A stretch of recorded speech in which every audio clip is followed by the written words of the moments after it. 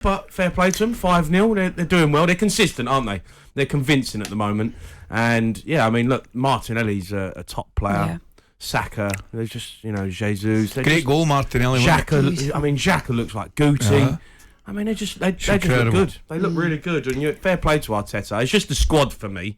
I mean, I know Reece Nelson come on and scored a couple of goals. Yeah. And that was going to be my biggest concern as well about Arsenal, was whether or not they had enough depth. And when you've got someone like Reece Nelson who is out to prove himself and wants the opportunity and has had loan spells that haven't necessarily they haven't set the world on fire, have they? And he's waiting for his opportunity, he's working hard, he comes off the bench and scores 2 and assists. That's what you want, isn't it? Yeah, absolutely. Isn't it, Jamie? Yeah, it is what you want. Yeah, Laura, yeah, it's all right. It's all right. They're doing okay.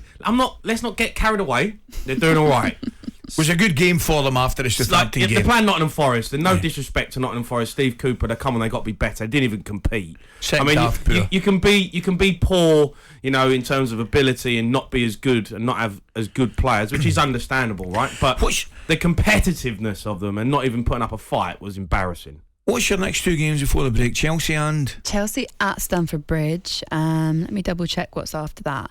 And while I talk about that, I know what you're saying about Nottingham Forest having a poor day, but sometimes like the goals, the goal that was scored by Thomas Partey, quite similar to one that he scored in the North London derby. He obviously has got that in the locker, hasn't he? It's obviously something that he's worked on and knows, because they keep rolling it to him now where he can kind of bend it in that top corner, and it is. The angle from behind the goal was superb. Brilliant finish. So this Thursday, because we obviously play Thursday night football, this Thursday we play remember Zurich. that. What day is it again? On Thursday. Be careful, Jamie, because if you go out this week, you know that I'll be calling you immediately. You can't lose that game against Marseille. How confident are you? They won't. We won't lose, and we only need to draw to go through. So that's what it means when you can't lose. Yeah, we'll only need to draw. I've got to say, I mean, Chelsea and Brighton, by the way. Wow, Chelsea and Brighton. Brighton's the EFL Cup, and then you got in the league. It goes Chelsea at the Bridge, then it's Wolves at Molineux, and then it's West Ham.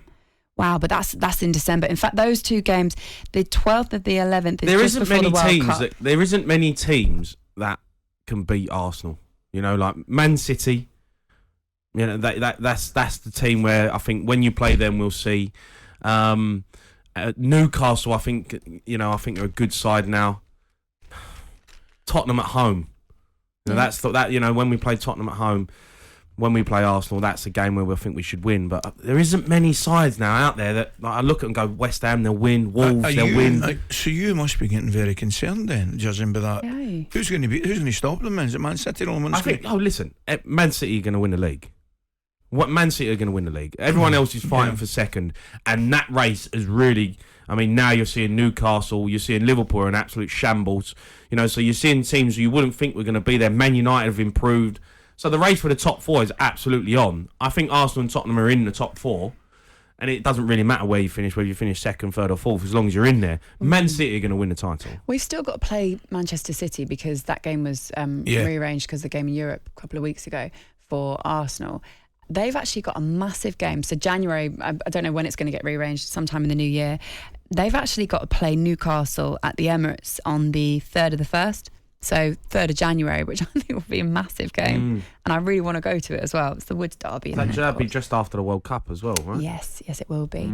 Okay, anything wrong with Spurs at the moment? What do you think about that performance? I just think before you start, Spurs are getting a lot of stick here. Another good victory away from home, come back really well. And your face kind of says it all. Quite a few changes. Right now, start of the season, if I said to you, going into an international break, you'd be sitting 3rd and qualify for a group, the latter stages of the Champions League, what would you have said? No, I'd snap your hand off for it. Yeah. Do you know what I mean? Of course. I mean, we're 3rd in the table, top of the Champions League group. There is an agenda. There's a media agenda around Tottenham. Because, and that for me, I think it's because everyone's worried about what this club can actually do. Can we push on? Can we get in amongst it? Can we be successful? And you've got a Conte, for me, I think it's a brilliant manager. The issue that we've got is everyone expects Tottenham to play like Man City and Barcelona.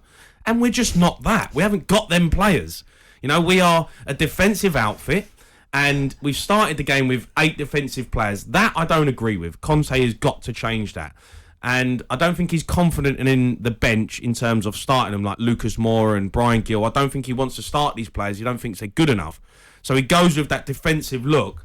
And we only had Harry Kane and Son, who are really attacking players. In the first half, we were an absolute disgrace. We are a joke. And then we come out, he changes it second half. We play on the front foot. We've got nothing to lose. The shackles are off. And then we look brilliant. It's almost like we need to go 1-0 down to give us that kick up the backside that we need to go and actually play like Tottenham should play.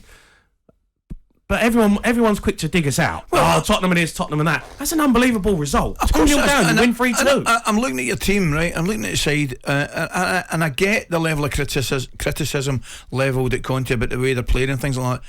Fact of the matter is, there's only 2 teams in the league scored more goals than you. I know.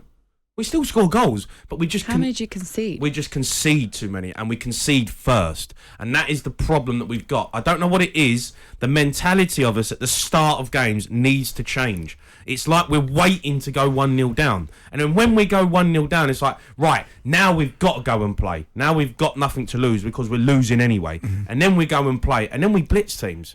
And that's what I don't understand. Start the game like that. And if you go 1-0 down, fine. But at least start the game on the front foot and going out. It's like we're waiting to get beat all the time. And it's frustrating because we've got so many good players in the squad in terms of what we could actually do. And it's one of them. It's one of them. I think we've got to just accept where we are in terms of how we're playing. People are going to moan. People are going to criticise. But we are third in the league. We are in the Champions League spots. And I think the problem is because Arsenal are playing so well, everyone's really looking at Spurs. Oh, Spurs, Arsenal. And we just got to forget about Arsenal and do our own thing. talkSPORT Breakfast with Laura Woods. Monday to Wednesday mornings 6 till 10. On AM, on DAB, via the talkSPORT app and on your smart speaker.